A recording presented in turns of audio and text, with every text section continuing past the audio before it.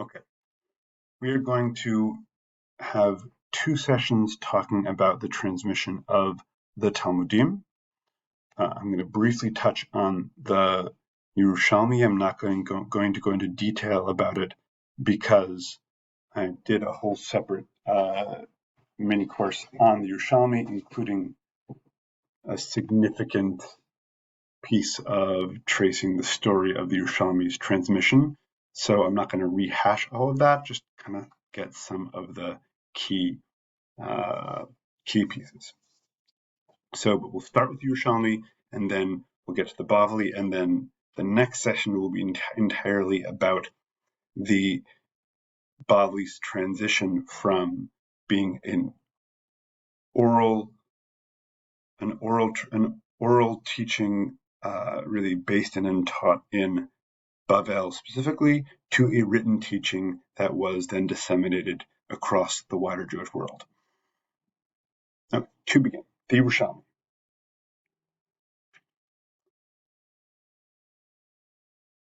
It's impossible to pin down exactly when the Yerushalmi was completed and in what form, or exactly why it was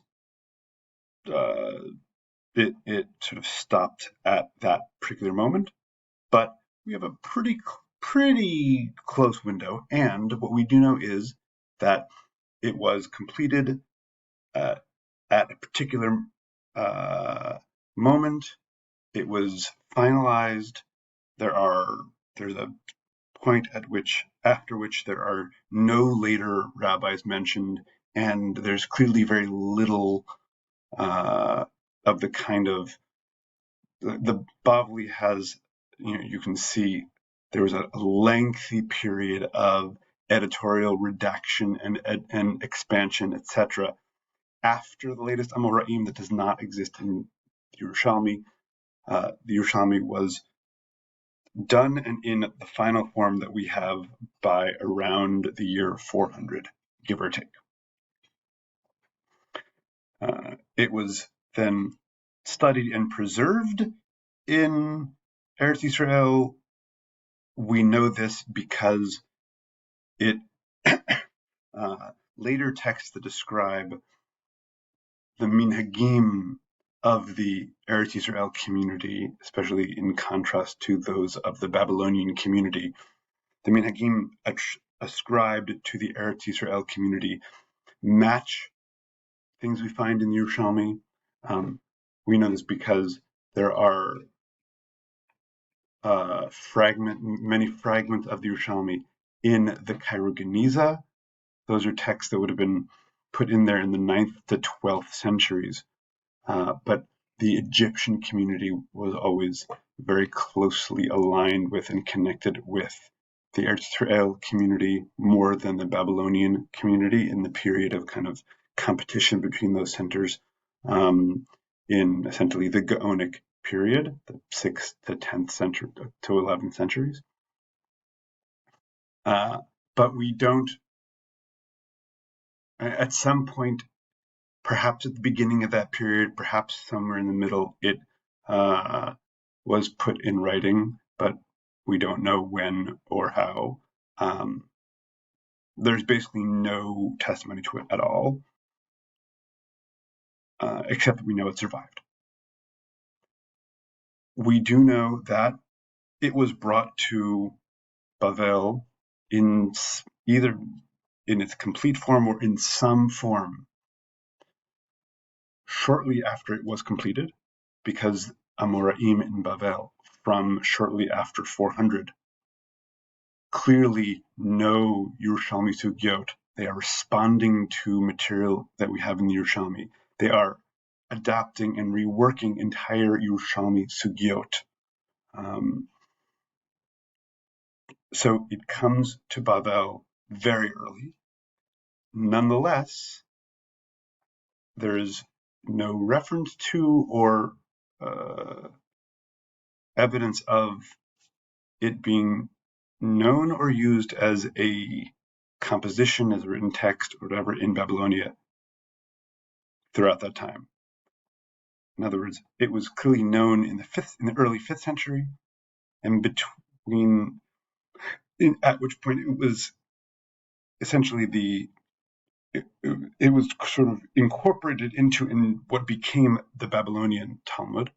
It was the foundation in which a lot of the Babylonian Talmud was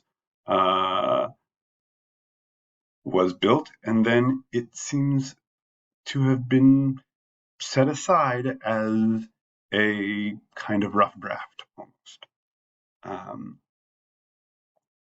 Even among in the first period of the Gaonim in the 700s, 800s, there are zero references to the Yerushalmi.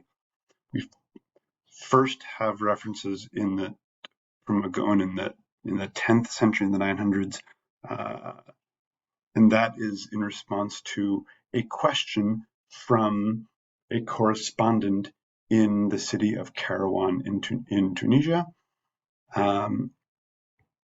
asking about the relationship between a particular Yerushalmi sugya and a Bavli sugya, and that Gaon comments on the particular sugya and says, "Oh, here's how to understand the Yerushalmi." And it is only toward the end of the Gaonic period, with Rav Hai Gaon, that he explicitly addresses the status of the Yerushalmi, and he's the one who kind of, in a polemical tone, insists on the primacy and greater authority of the Babylonian as opposed to the Palestinian Talmud.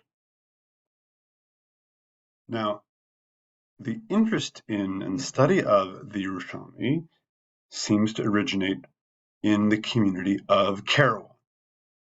As a quick refresher, well, so I have my little map here, and in my map we can see that, right, the competition was pure between the Gonim living in Baghdad over here and the Amorim of Eretz Yisrael over here, and the community down in Egypt, which was kind of an extension. But the first major communities, Jewish communities, and communities with rabbinic scholars outside of this region were in southern Italy here, right, where there had been a community from all the way back to Roman times, originating, we think, in the destruction in 70. There was a small but growing community which quickly grows in importance in the 10th, 11th, 12th centuries here in Spain, and the most significant center of Torah learning outside of Babylonia here in Kairouan in Tunisia. And what's unique about the Kairouan community is that the leading scholars from Kairouan did travel to Babylonia to study with the Gaonim and then came back. And so they were very much steeped in the Torah of the Babylonian Gaonian and the Babylonian Talmud, but they also were in significant contact with the sages of Eretz Yisrael, and so really Kairouan is the place where the Bavli and the Yerushalmi, as separate documents and entities, kind of were brought together into conversation, which really had not happened until then. So the interest in the Yerushalmi really originates in Kairouan.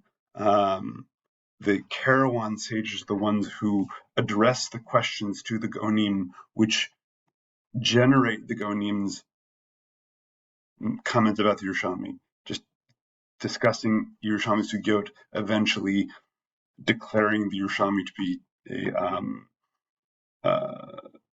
have been superseded by the Bavli. It may well be that the Kairouan community had the Yerushalmi before the Gaonim did. We don't really know, but it is for certain that it was sages from Kairouan who began to systematically compare the Yerushalmi and the Bavli, the book that lays out parallel sugiyot between the two to show the differences, was a Kairouan sage in the Sefer Mitivot. His two students, Rabbeinu Hananel and Rabbeinu Nisim, are basically, the two of them are responsible for the flourishing of interest in the Yerushalmi over the first few centuries of Torah scholarship in Europe.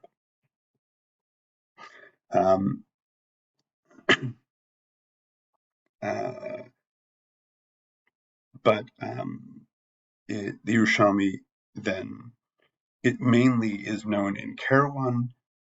It is transmitted, but only in very few exemplars to Europe.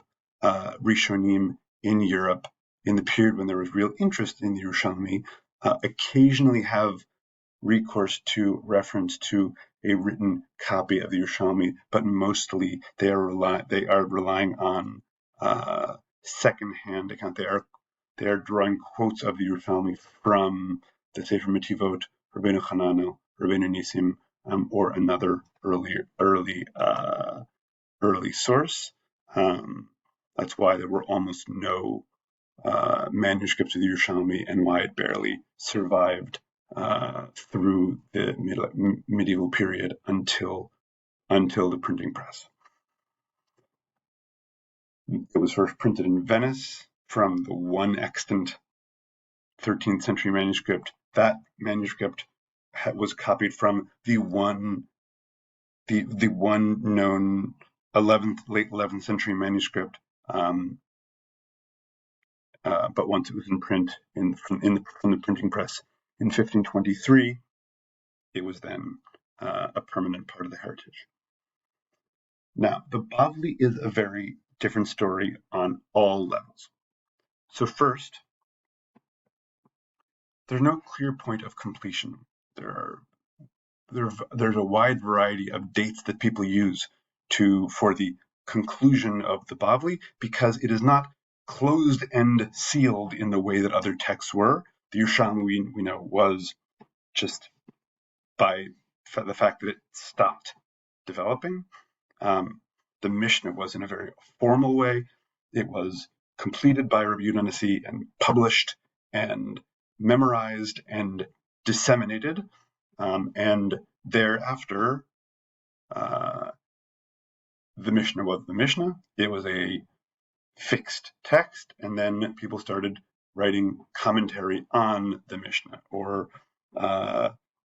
and even the Tosefta, which, as its name implies, is an additional material to expand the Mishnah, was very clearly compiled as a separate, freestanding text, a companion, but in no way part of the Mishnah.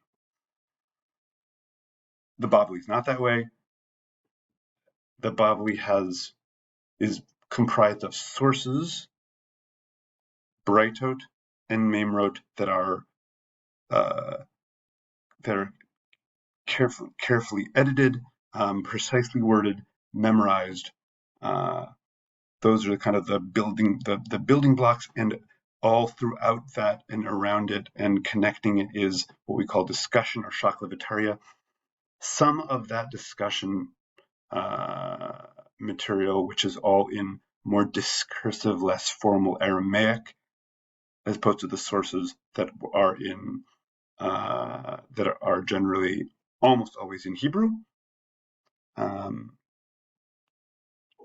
That discursive material is there's sometimes wide variety between manuscript traditions about in those sections. And what you have is variety where there are things that are said in completely different wording in different manuscripts, but conveying exactly the same idea, which indicates that there's a significant period after the structure of the Bavli is finalized and the order of ideas is finalized, when the Bavli was still being taught on the model of a teacher teaching a class using an outline. Here, see, that's a little outline with just bullet points, and the next time if I were to record or give this lecture again, I would make the same points. I would probably agree with myself, but certainly use different words in different places and at different moments of the process. And so that continued into the early Gaonic period. At what point did the order of ideas become fixed and get to the point where there were no new ideas being added, even if the recitations were in different wording? We don't know, because it kind of was a gradual shift. The Bavli was oral Torah. It was transmitted orally. It was taught orally. That was an ideology. Now,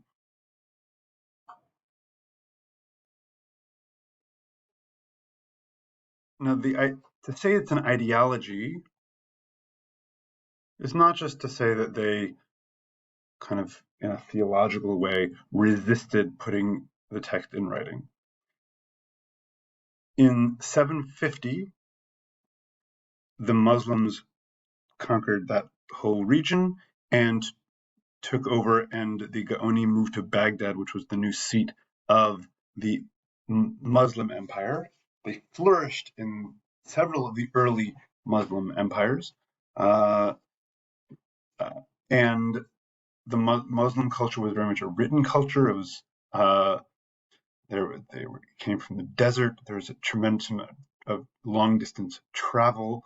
They transmitted things in written with the teaching, whether it's the teachings of Muhammad or business documents and trading documents. They were transmitted in writing.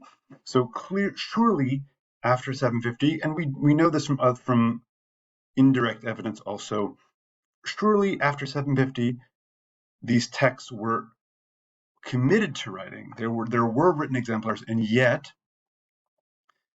the Gaonim, there's no record of the Gaonim using those written exemplars, those written copies. They talk about, even well after that, having reciters reciting Brightot and Maimrot. They preserve that oral culture. They believed in it. Why did they believe in it? They believed in it because they didn't believe that any sort of, that they basically believed that words on a page were not alive in the way that spoken words conveyed from one person to another are. I think that's an idea that we can have a lot of sympathy for.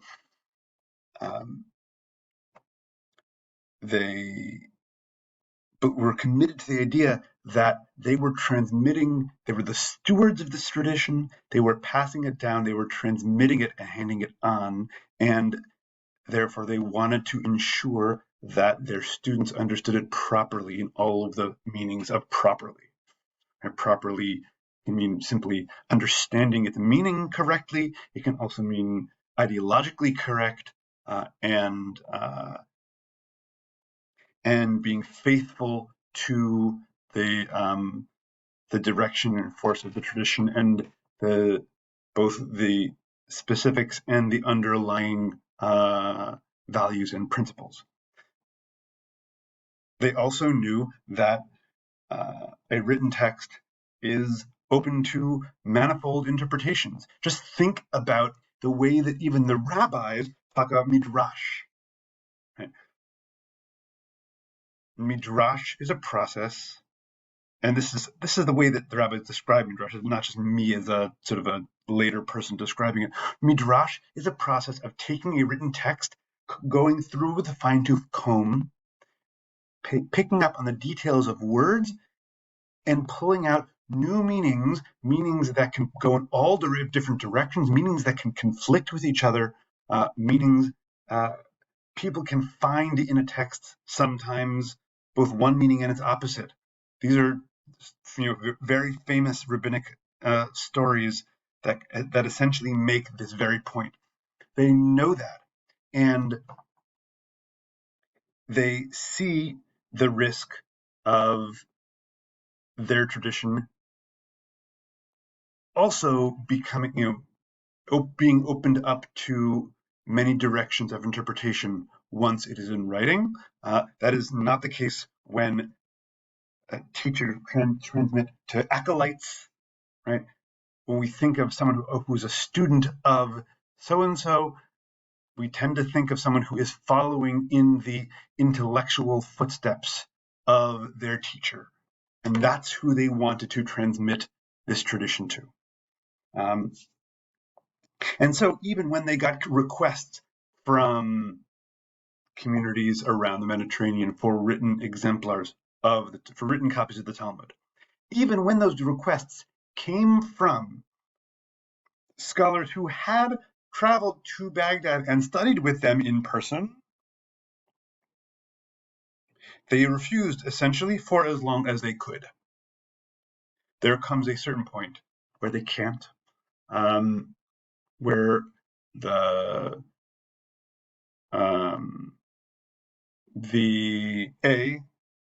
Jewish community has simply become too diffuse for them to expect that they can remain at the center of it in the way that they always were. They wanted to preserve their place as the fulcrum to the extent that they could. And in a certain sense, that meant making sure that and ensuring the continued predominance of their Talmud, since they are the masters of the understanding of that Talmud.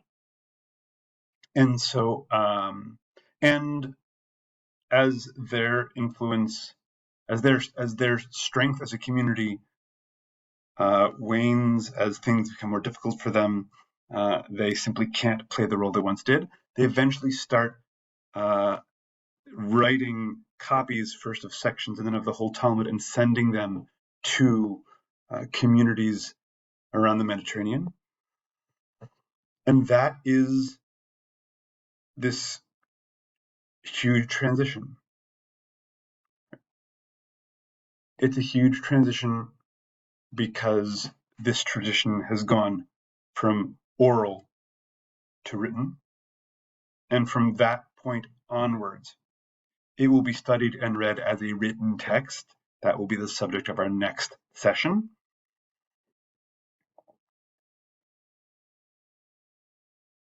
And also, what it does is it empowers the communities who receive it to feel like we have the Talmud.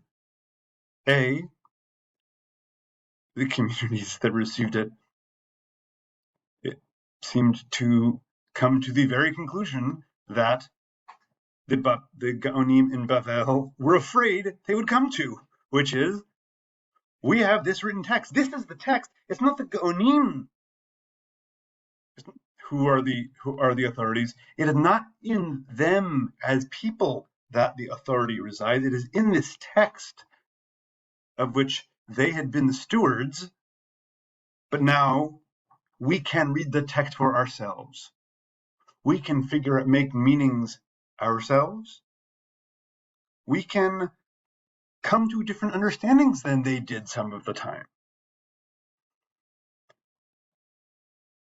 It is very parallel to, although it certainly does not involve the kind of acrimony and antagonism or massive bloodshed. But now you're wondering where I'm going with this. But the Protestant critique of the Catholic Church among the Protestant critique, among the Luther's and his followers' critiques of the Catholic Church was that God's authority and message were supposed to be contained in the Bible, not in the Pope and the bishops as people. Right? The power was not invested in the people, it was invested in the text. And so once the people could have direct access to the text, they could circumvent the priesthood. They didn't depend entirely on the priests either to access God's word or to understand what God's word is supposed to mean to them. Now, there are lots of differences in those two examples on multiple levels, but the fundamental idea is certainly parallel in that the group in power jealously guards their control of the sacred text for both pious and impious reasons, perhaps, right? Both because they feel like there's a correct way to interpret it, and other people, given direct access, will interpret it differently, i.e. incorrectly, and also because their control over the sacred text is the mechanism by which they preserve their power within that community. And that's exactly what's going on here. The Talmud is committed to writing. It is sent to communities around the Mediterranean. Gradually, that breaks the bond between those communities and the Babylonian yeshivot. It breaks the dependence, and the connections between center and periphery will grow weaker and weaker from there. The Talmud as a text will spread, will get copied and transmitted from Spain and southern Italy northward to northern Italy and Germany to Provence, and eventually into France. As it is transmitted further afield, it now reaches communities that have no connection to Bavel at all. Certainly, communities in northern Italy, the communities in Provence, the communities across the Alps in the Rhineland were not in correspondence with Geonim in Babylonia. They have a text and some measure, depending on the location, of tradition about how to read that text. But even that tradition weakens over time. This is also a significant difference between the Ashkenazi road from Rome to Milan to Tuscany to the Rhineland to France, and the other road from North Africa to Spain to Provence. The North Africa, Spain, Provence communities, they are still very much influenced by the Babylonian Goanim's frame of reference, their priorities, their values, their approach to interpreting the Talmud, their minhagim. Those communities are built by sages, at least religiously by sages, who were themselves students of the Goanim. And so the shift away from Goanic frames of reference happens only very gradually, even if the direct connection is lost. That's very different than the other set of communities, which have much less of a connection to Bavel from the start. They also have all these minhagim from Eretz Israel. When you get to the 11th century in Germany, those